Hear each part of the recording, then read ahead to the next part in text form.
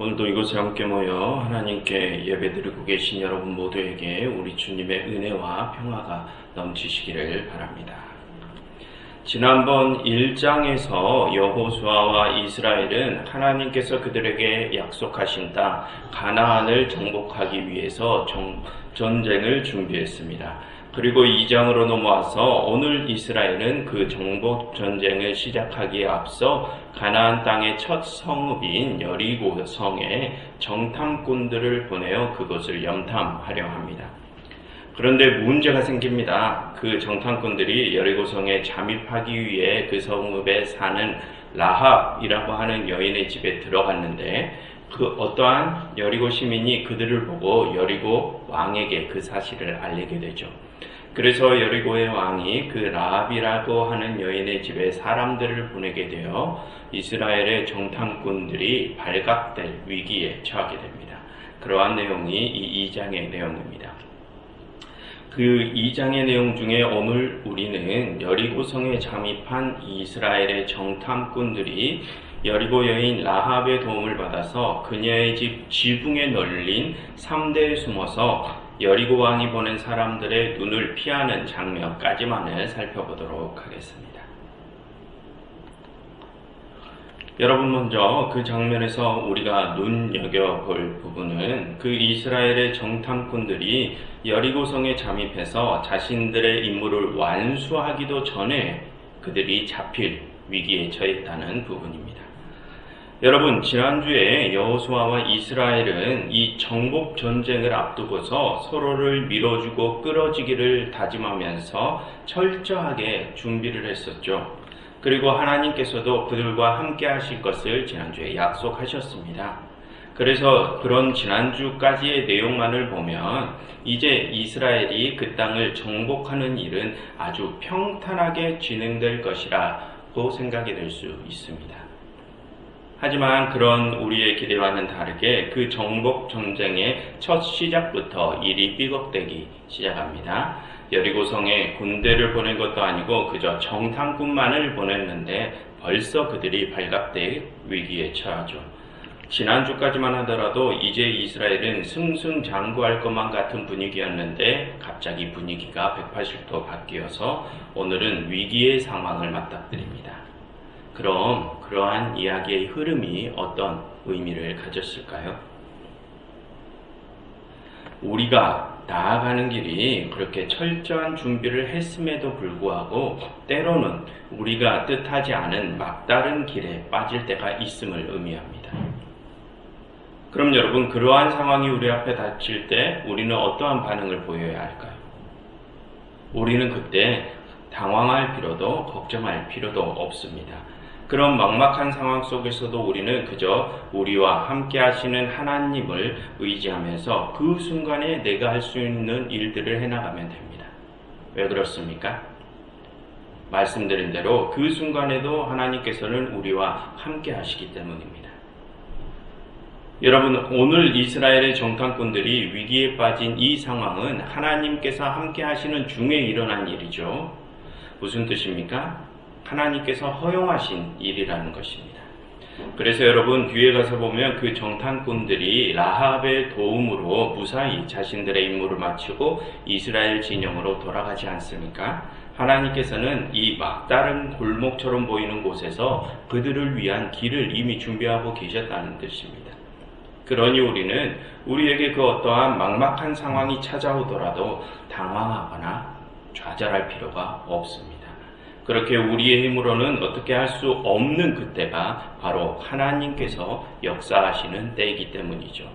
그러니 우리는 그럴 때일수록 우리의 일상의 모습 그대로 더 평안함을 유지하면 되는 것입니다. 그리고 여러분, 오늘 본문에서 우리가 또 관심을 가질 부분은 오늘 그렇게 위기에 처한 이스라엘의 정탐꾼들이 여리고 여인 라합의 도움으로 그 위기를 모면한다라는 부분입니다. 여러분, 그것은 하나님의 역사가 그 여리고 여인에 의해 위기를 모면했음을 의미합니다. 하나님의 역사를 이루는 결정적인 통로가 바로 그 여리고 여인이었다는 뜻이죠. 그럼 여러분, 오늘 그 라합은 어떠한 방법으로 하나님의 역사를 위기에서 건져냅니까? 오늘 그 라합은 이스라엘의 정탐꾼들을 자신의 집 지붕에 널어놓은 3대 사이에 숨기죠. 여러분, 라합이 그 3대를 지붕에 널어놓은 것은 그것을 말려서 옷을 만들 실을 뽑기 위함이죠. 즉, 그 3대라는 것은 그녀의 일상적인 모습을 보여주는 요소입니다. 그래서 그러한 내용은 라합의 그런 일상의 모습이 하나님의 역사를 이루는 하나의 도구가 되었음을 보여줍니다. 라합의 그런 작은 헌신, 남들이 보기에 보잘것없어 보이는 그런 일상에서의 순종의 모습이 하나님의 크신 역사를 이루는 도구가 되었음을 보여주는 것이죠. 그러니 방금 말씀드린 것처럼 우리의 힘으로는 어떻게 할 수 없는 그런 막막한 상황이 우리에게 찾아오더라도 그 상황 속에서 우리는 어떤 대단하고 획기적인 일을 꾸미려 하기보다는 그동안의 일상처럼 그런 작은 순종의 모습들을 보이면서 하나님의 응답을 기다리면 된다는 것입니다. 여러분, 하나님께서 우리에게 원하시는 것은 우리가 우리의 일상에서 남들이 보기에 사소하다 생각하는 그런 아주 작은 일들을 당신의 뜻대로 해나가기를 바라십니다.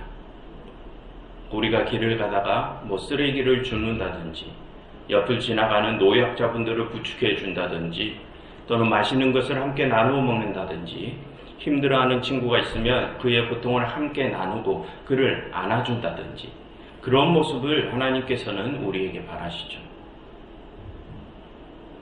여러분, 그렇게 우리가 우리의 일상에서 보이는 그러한 소소한 선들이 하나님의 역사를 이루어 갑니다. 그런 작은 선들이 모여서 하나님의 영광을 드러내는 것이죠. 하나님께서 우리에게 대단한 큰 업적을 바라시는 것이 아닙니다.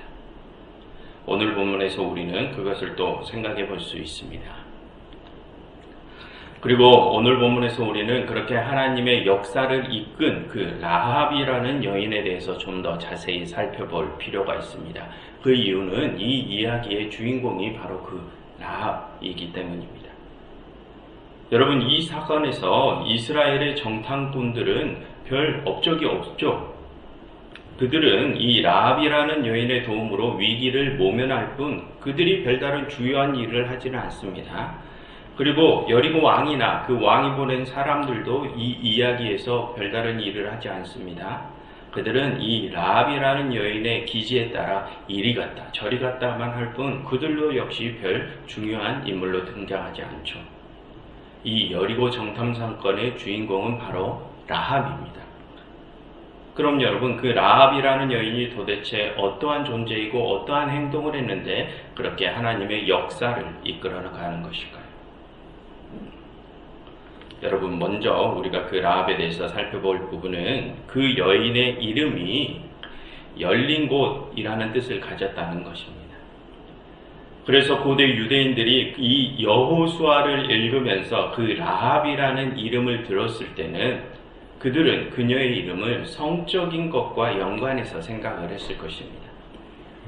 여러분, 1절을 보시면 그 라합이라는 여인의 직업이 뭐라고 합니까? 기생이라고 하죠. 히브리어로 그 라합은 창기, 매춘부와 같이 성적으로 강한 이미지를 주는 이름입니다. 모든 남성들에게 열려있는 여인, 이렇게 아주 상스러운 이미지를 가진 이름이죠. 그래서 고대 유대인들이 이 라합이라는 이름을 들었을 때는 그 여인에 대하여 아주 안 좋은 이미지를 받았을 것입니다. 그것은 그런 상스러움이 거룩함과는 거리가 먼 이미지이기 때문이죠. 여러분, 유대인들에게는 그 거룩함을 지켜야 하는 율법이 있죠. 하나님께서 거룩하시니 그들도 거룩해야 하는 율법이 있습니다. 그래서 당시 유대인들은 그렇게 거룩하지 못한 존재들을 멀리했었죠. 그리고 그들을 멸시, 천대하는 경향이 있었습니다. 그처럼 여러분, 이 라합이라는 여인은 고대 유대인들에게 멸시와 천대를 받던 존재였습니다. 그리고 뒤에 15절에 가서 보면 그녀의 집이 어디 있다고 합니까? 성벽 위에 있다고 하는데요. 그것은 그녀의 집이 여리고라는 성읍의 가장 끝부분, 가장 변두리에 위치해 있음을 의미합니다. 그래서 여러분, 그것은 또 그녀가 그 여리고라는 성읍에서 중심에 끼지 못한 인물임을 보여주죠. 그녀는 사회의 중심에 선 사람들과는 거리가 먼 그 사회의 경계면에 있는 사람들, 별로 중요치 않게 여겨지는 사람, 소외된 자였습니다. 또한 그녀는 그 여리고에서 그렇게 소외된 자였지만 그렇다고 그녀가 유대인은 아니죠. 그녀는 그 여리고에 사는 비유대인, 즉 이방인이었습니다. 그리고 여러분, 그녀가 왜 그런 매춘을 직업으로 삼았는지에 대해서도 우리가 조금 생각을 해볼 필요가 있습니다. 여러분, 다음 주에 살펴볼 내용이지만 뒤에 12절과 13절에 가서 보면 거기서 그녀는 이스라엘의 정탐꾼들을 살려주는 대신에 그들이 후에 여리고를 함락하러 올 때 자신의 가족들을 살려주라는 조건을 내봅니다. 그래서 이스라엘의 정탐꾼들이 그 조건을 받아들여서 후에 이스라엘이 여리고를 함락할 때 그녀의 집만은 살려주게 되죠. 그래서 그러한 내용으로 보아서 우리는 그녀가 자신의 가족의 생계를 책임지고 있는 상황이라는 것을 유추해 볼 수 있습니다. 왜냐하면 지금 그녀가 자신의 가족을 지키는 그러한 모습은 사실 당시에는 주로 남성들이 맡았던 영역이기 때문입니다. 여러분, 여러 번 말씀드렸지만 당시 여성들이 사회적으로 활동을 할 수 없는 여러분, 여러 번 말씀드렸지만 당시에는 여성들이 사회적인 활동을 할 수 없던 시기라고 했습니다. 또한 당시 가족의 생계나 안전을 책임지는 것은 남성들의 고유의 영역이었죠. 그것은 당시 여성들의 영역이 아니었습니다. 그런데 이 이야기에서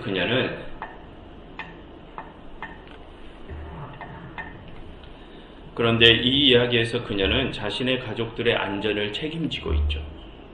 그래서 우리는 그러한 내용을 보아서 그녀가 자신의 가족들의 생계를 책임져야 하는 그런 극한의 상황에 몰려 있다는 것을 유추해 볼 수 있습니다. 그녀는 자신이 처한 그런 극한의 상황 때문에 어쩔 수 없이 등 떠밀려서 그런 직업을 가질 수밖에 없었던 것이죠. 왜 그러냐고요? 당시 여성들은 다른 일을 할 수 없었기 때문입니다. 그 여성들이 할 수 있었던 일은 몸을 파는 일, 그런 일들밖에 없었기 때문이죠. 그래서 여러분, 그러한 상황은 당시 그녀가 고통받고 있는 존재였음을 또 의미합니다. 그처럼 이 라합이라고 하는 여인은 당시 사람들로 하여금 멸시와 천대를 받는 자, 소외된 자, 이방인, 그리고 고통받는 자를 대표하는 존재였던 것입니다. 그런데 그런 그녀가 하나님의 역사의 결정적인 도구로 사용되죠. 여러분, 그것은 당시 유대인들이 보기에는 있을 수 없는 일이었습니다. 여러분, 이 구약 성경의 1차적인 독자들이 누구였습니까? 과거의 유대인들이었죠. 그런데 당시 그 유대인들에게는 하나님의 역사는 하나님께서 선택하신 중요한 인물들이 이끌어간다라는 생각이 있었습니다. 모세처럼 아브라함의 정통 후손이면서 위대한 업적을 가진 인물, 그래서 사람들의 추앙을 받아서 사람들의 중심에 선 자가 하나님의 역사를 이끌어간다라고 그들은 생각을 했었죠. 그런데 이 여호수아서는 그런 생각을 가진 유대인들에게 지금 말도 안 되는 소리를 하는 것입니다. 하나님의 역사가 그런 중요한 인물이 아니라 그들이 멸시천대하던 상스러운 자, 사람들이 관심조차도 주지 않던 자, 그렇게 고통 속에 처한 자가 하나님의 역사를 이끌어간다라고 말을 하는 것이죠. 그러니 여러분, 이 여호수아서의 첫 독자였던 그 유대인들은 이 이야기가 얼마나 충격적으로 다가왔겠습니까? 그럼 여러분, 이 여호수아서는 그러한 이야기를 당시 유대인들에게 전하면서 그들에게 무엇을 가르치려 한 것일까요? 먼저는 이방인, 소외된 자, 고통받는 자, 거룩하지 못한 자가 하나님의 백성으로 받아들여졌음을 가르치려 한 것입니다. 여러분 말씀드렸듯이 당시 유대인들에게는 아브라함의 정통 후손이자 하나님께 선택받고 하나님을 닮은 거룩한 존재가 하나님의 백성이 될 수 있다는 생각을 가지고 있었습니다. 그런데 오늘 이야기는 아브라함의 후손도 아니고 거룩과는 전혀 거리가 먼 존재가 하나님의 백성으로 합류했음을 보여주죠. 무슨 뜻입니까? 하나님의 백성은 그렇게 혈통적, 민족적, 율법적 구성원들이 아니라는 것입니다. 하나님의 백성은 이방인이고 소외된 자고 고통받는 자고 거룩하지 못한 자라고 할지라도 하나님의 역사에 참여한 자가 하나님의 백성임을 보여주는 것이죠. 그럼 여러분, 오늘 그 이방의 창기 라합은 어떻게 해서 하나님의 백성의 대열에 들어가게 된 것입니까?